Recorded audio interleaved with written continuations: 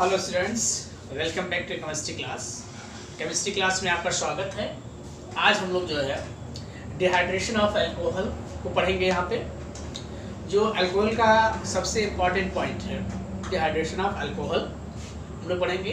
तो हम लोग जानते हैं कि अल्कोहल का डिहाइड्रेशन करने पे हमें क्या प्राप्त होता है, एल्कीन प्राप्त होता है। और क्या हम लोग लेते हैं कैटलिस्ट, प्रोटिक अल्कोहल लेते हैं या एनहाइड्रस जिंक क्लोराइड या एल्यूमिना ले सकते हैं। तो इसको हम लोग लिख ले पहले, यहाँ पे देखते हैं। तो स्टूडेंट्स, डिहाइड्रेशन ऑफ अल्कोहल में हम लोग देखते हैं क्या है डिहाइड्रेशन ऑफ अल्कोहल। यहाँ पे देख लेते हैं हम लोग।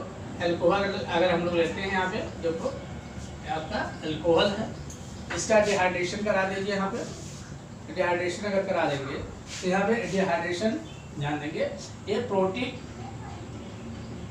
एसिड होता है। तो यहाँ पे हम लोग ले सकते हैं प्रोटीन, जैसे ये ले लिया हमने, HCl भी ले सकते हैं, एनहाइड्रस जिंक क्लोराइड ले सकते हैं या एल्यूमिना ले सकते हैं, कुछ भी ले सकते हैं। यहाँ पे ये इसका डिहाइड्रेशन, और इसका डिहाइड्रेशन कराने में हमें क्या प्राप्त हो जाता है, एल्कीन प्राप्त हो जाता है। ये देखिए यहाँ पे हमें एल्कीन यहाँ पे प्राप्त हो जाएगा। डिहाइड्रेशन करा देंगे, यहाँ पे हमें एल्कीन प्राप्त होगा। इसको देखो हम लोग मैकेनिज्म भी देख लेते हैं थोड़ा सा। मैकेनिज्म लोग 60 में वही मैकेनिज्म में तो आपको बताऊंगा ही।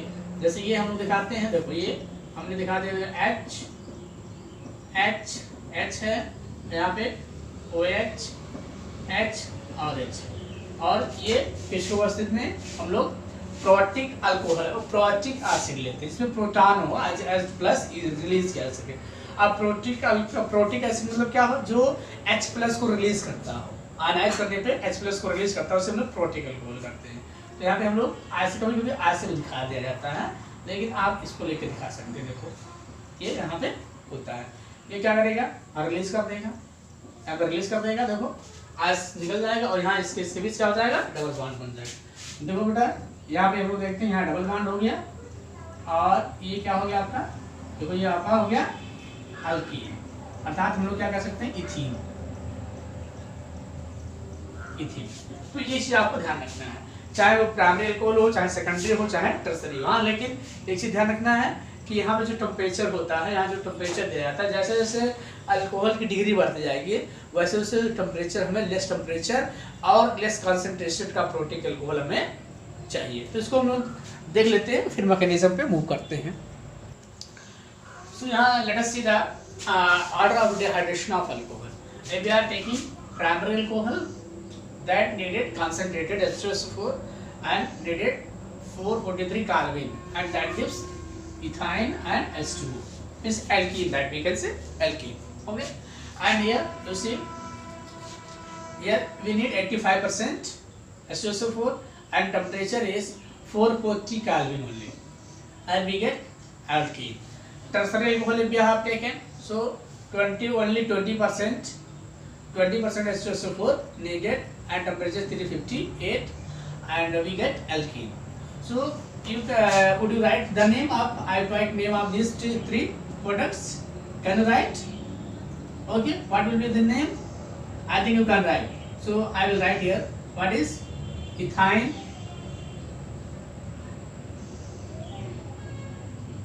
sorry, ethene, not ethane, ethene. What is name of this one? What is propene, and for this what is 2-methyl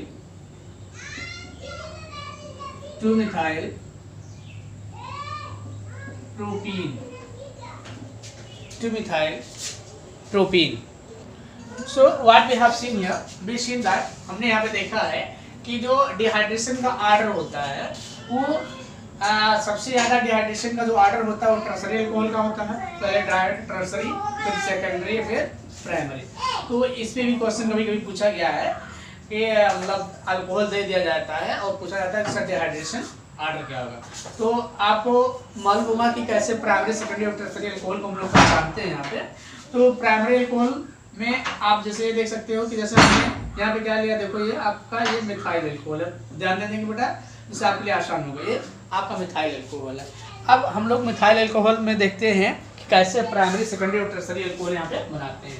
अगर मिथाइल अल्कोहल ले लेते हैं, ध्यान देंगे मिथाइल अल्कोहल, अगर इसके एक H को हटा देते हैं, इसके एक H को हटा के और यहाँ पे एक R समूह जोड़ देते हैं, ये आपका हो गया प्राइमरी, ठीक है। अगर इसके 2 H को हटा दिया जाए, जैसे 2 R समूह द्वारा 2 H को हटा दिया जाए तो इसे हम लोग क्या कहेंगे, सेकेंडरी कह देंगे। अगर तीनों H को हटा दिया जाए, 3 एल्किल समूह जोड़ दिया जाए, यहाँ पे देखो 3 एल्किल समूह जोड़ दिया जाए, जैसे हम लोग क्या कहेंगे, टर्सरी अल्कोहल कहेंगे। ये चीज आपको यहाँ पे आइडेंटिफिकेशन रखना है। तो कोई भी अल्कोहल है, पहले आपको ये पहचानना है कि प्राइमरी है, सेकेंडरी है, टर्सरी है, उसके अकॉर्डिंग जो है आपको प्रोडक्ट यहाँ पे लिखना है। और सबसे ज्यादा डिहाइड्रेशन का जो ऑर्डर होता है वो टर्सरी का होता है, फिर सेकेंडरी का होता है, फिर प्राइमरी का होता है। तो ये चीज आपको यहाँ पे याद रखना होगा। तो स्टूडेंट्स, ये हमने देखा कि जो इसके डिहाइड्रेशन का ऑर्डर होता है, ये प्राइमरी का सबसे कम होता है, सेकेंडरी का उससे अधिक होता है, टर्सरी का उससे अधिक होता है। अब हम लोग इसके मैकेनिज्म को देख लेते हैं, और ये बहुत इंपॉर्टेंट रिएक्शन है। तो अब इसके हम लोग मैकेनिज्म को देखते हैं, तो क्या इसका मैकेनिज्म होता है।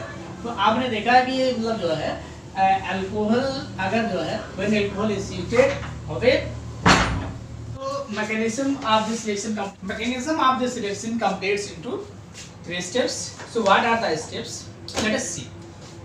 So this first step is protonation of alcohol, second is formation of carbonium ion, and third is elimination of proton.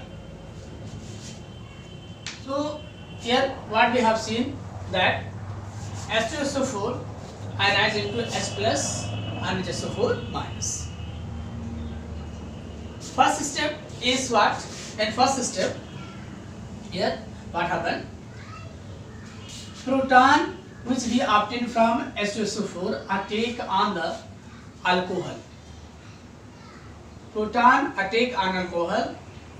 That proton attack on alcohol, and on alcohol to which oxygen it attack on oxygen, and by that it transfer H to oxygen. When it attacks to oxygen, it transfer positive charge to oxygen and it forms single bond.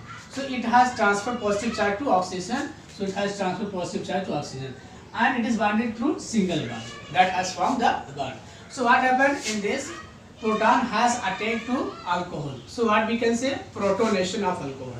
This can be said protonation of alcohol. Because proton has attack on alcohol molecule, so we will say protonation of alcohol. इसको हम लोग कहेंगे protonation of alcohol. क्यों? क्योंकि इसमें जो है जो प्रोटॉन होता है वो अल्कोहल मॉलिक्यूल पर अटैक करता है, इसलिए हम लोग इसे क्या कहेंगे? Protonation of alcohol. जब ये अटैक करता है तो अपने पॉजिटिव चार्ज जो होता है वो ऑक्सीजन को ट्रांसफर कर देता है और वो पॉजिटिव चार्ज ऑक्सीजन पे चला जाता है। तो देखिए यहाँ पे ये ट्रांसफर किया है और यहाँ पे ऑक्सीजन पे आ गया और सिंगल बॉन्ड के थ्रू बॉन्ड हो गया है।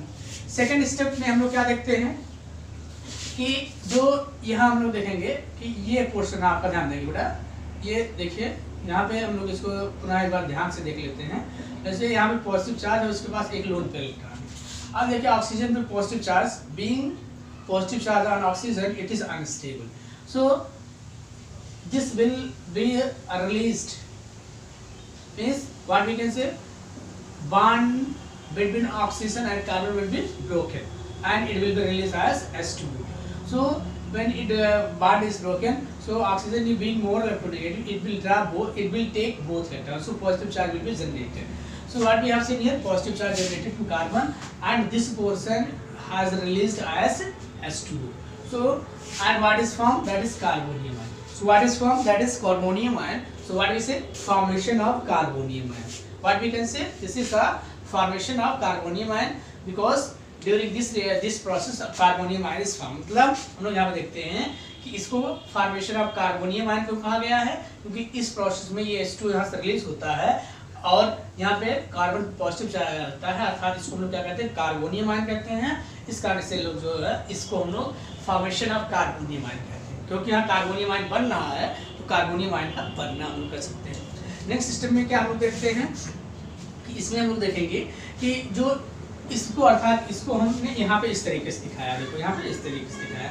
अब इसमें क्या होगा कि ये जो प्रोटॉन है, जो प्रोटॉन है वो मतलब carbon carrying positive charge next to that proton will be release, मतलब कि वह जिस कार्बन पे पॉजिटिव चार्ज है उसके अगले से प्रोटॉन यहाँ पे रिलीज होगा, means proton will be released next to carbon carrying positive charge.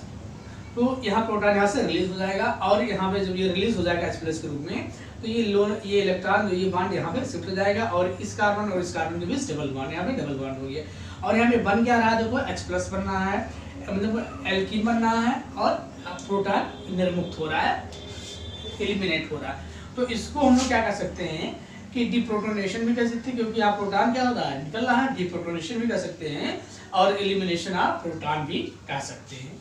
तो ये आपका मैकेनिज्म है बेटा, इस मैकेनिज्म को आपको देखना चाहिए और उसको कोशिश करनी चाहिए कि आपको समझ में आए। हाँ, कुछ चीज़ें हो सकता है कि ना समझ में आए, तो जो भी टॉपिक आपको समझ में ना आए, जो भी टॉपिक से रिलेटेड आपको वीडियोस चाहिए, आप उसके लिए मेरे channel chemistry with Santosh Pandey sir पे कमेंट कर सकते हैं and you subscribe my channel chemistry with Santosh Pandey sir. Any query, any topic which you are not able to understand, comment, I will make video on that. So students, keep watching my videos. Thank you so much.